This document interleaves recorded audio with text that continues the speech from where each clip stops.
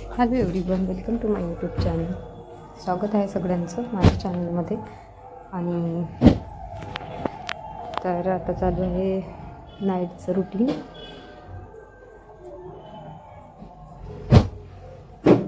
आता मी अंड्याची भाजी करत आहे आणि अद्रकचे साल काढून घेत होते, एकीकडे टाकले होते अंडे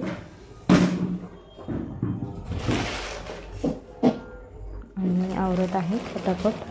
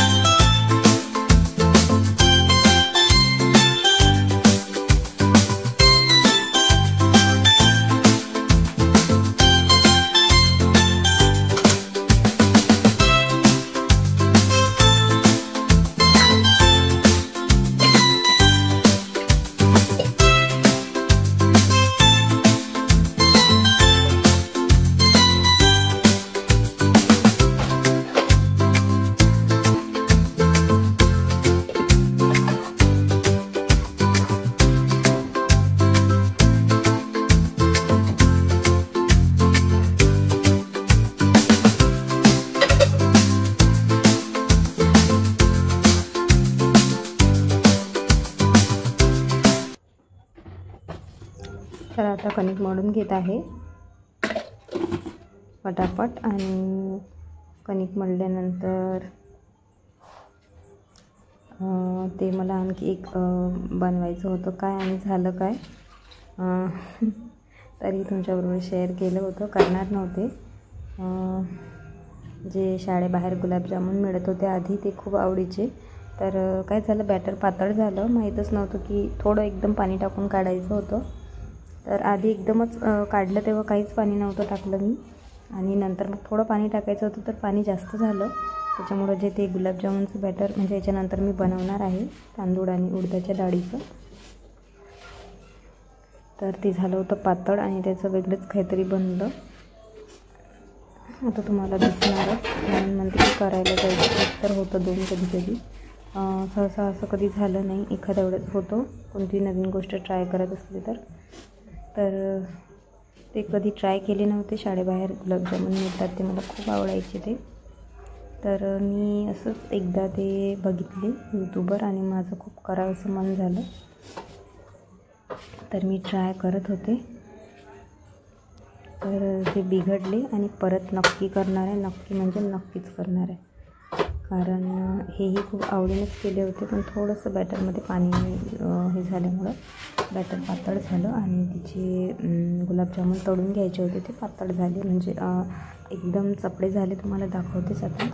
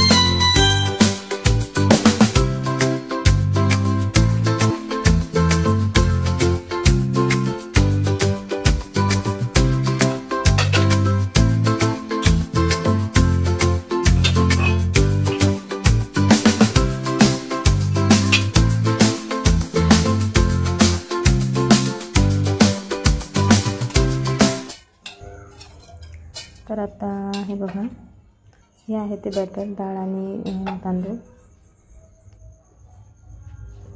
तर बघा आता हे जे हे खूपच घट्ट होतं, जे मी एक फिरका दिला त्याला, म्हणजे एक फेरी. तर आधी सगळ्यात सुरुवातीची गोष्ट सांगत आहे, तर खूप जास्त हे होतं आणि हे जे आहे आता दुसरं पातळ झालेलं. तरी जेव्हा आता काढलं मी तर वाटलं नव्हतं मला, म्हटलं व्यवस्थित निघून येईल, पण नाही, पातळच झालं होतं. तर सुरुवातीला तर एकदम दाणेदार होतं आणि खूप जाड होतं. तर मी थोडं पाणी घालायचं होतं, तर माझ्याच्याने थोडं पाणी आणखी जास्तच झालं. तर हे बघा, हे एकदम इडली डोसा टाईप बॅटर झालं होतं आणि कल्पना नव्हती की निघणार नाही तेलातून. एकदम छोटी काळी कढई आहे जी लोखंडाची मेहंदी वगैरे ज्याच्यामध्ये भिजवत असतो आपण. तर आज म्हटलं चला याच्यामध्येच काढून घेऊया काळ्या कढईमध्ये, कारण मला आधीच माहिती होतं की थोडा अंदाजा लागला होता की थोडं बहुतेक पातळ झालं म्हणून बॅटर. तर आता ती छोटी कढई ठेवलेली आहे आणि छोट्या कढईमध्ये पाक करण्यासाठी ठेवलेलं आहे. ही केकची कढई आहे माझी काळी झालेली. तर कधी कधी तेही यूज करते काळ्या झालेल्या, आणि जे आता तुम्हाला भाजीचे दाखवलं सगळे व्हाईट त्या पण यूज करते, आणि कधी कधी ह्यासुद्धा सगळ्या कामी लागतात माझ्या कितीही असल्या तरी.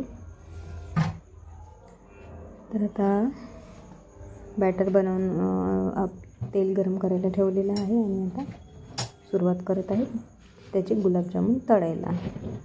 पण ते जे झालं तुम्ही हसू तर नक्कीच नका, का मला तर खूप हसायला येत आहे. पण बघून त्याचं काही वेगळंच झालं होतं, पण ट्राय तर करायचेच होते. तर बघून घेतलं आणि बस इतकेच काढले. तर परत बॅटर करेल आणि स्पेशल तो गुलाबजामुनचा ब्लॉग तुमच्यावर शेअर करेल. तर आता मी त्याच्यामध्ये कलर टाकून घेत होते रेड, आणि त्याला बॅटरला मिक्स करून घेत होते. तर आता तेल हे बघा तापलेलं आहे, छोटं पावर होतं तर आता थोडंसं वाढवलेलं आहे मी, कारण इतकंही मी तापलं मी साधारण होऊ दिलं. तर आता काढून घेत आहे, फिरवून घेत होती. तर कोणत्या आकाराचं बनवायचं होतं आणि बनवलं कोणत्या आकाराचं, म्हणजे बनलं कोणत्या आकाराचं गेलं ते, कारण हे बघा किती बॅटर पातळ होतं तुम्ही टाका तर तुम्हाला दिसत आहे. तर भलतंच काही व्हायच्या आधी म्हटलं राहू द्या, वेगळंच काहीतरी गुलाबजामुनच्या जागी, सुक्या गुलाबजामुनच्या जागी वेगळंच काहीतरी होतं. शाळेबाहेरचे गुलाबजामुन तर नाही, पण हे डोक्याबाहेरचेच होत होते. त्याच्यामुळे मग राहू दिलं मी. पण तरीही हे इकडे छोटासा साखरचा पाक तयार केला होता आणि हे जे एक फेरी काढून घेतली होती तेलातून, तर ते म्हटलं चला टाकून देऊया, म्हणून मग ते मी पाकात टाकले तरी होते. तर तेलातून काढले तर पाकातही छोटासा पाक बनवला तर त्याच्यातही टाकावेच लागणार ना, म्हणून मी टाकले.